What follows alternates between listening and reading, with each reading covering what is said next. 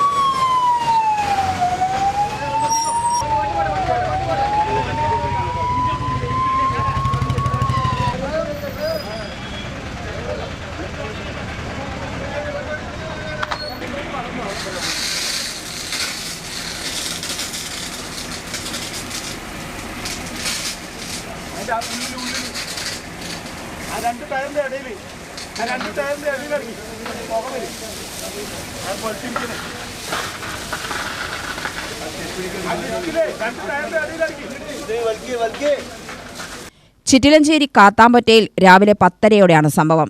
നെന്മാറയിൽ നിന്നും വടക്കഞ്ചേരിയിലേക്ക് പോവുകയായിരുന്ന മെറ്റൽ കയറ്റിയ ലോറിക്കാണ് സ്വയം തീപിടിച്ചത്. വാഹനത്തിന്റെ ഇടതുഭാഗത്തെ ചക്രത്തിൽ നിന്നാണ് തീ ഉയർന്നത്. തീ ഉയരുന്നത് കണ്ട് നാട്ടുകാർ ബക്കറ്റിൽ വെള്ളം കൊണ്ടുവന്ന് തളിച്ച് നിയന്ത്രിച്ചുവെങ്കിലും പിന്നീട് അഗ്നിശമന സേനയെത്തി പൂർണ്ണമായും തീ അണയ്ക്കുകയായിരുന്നു.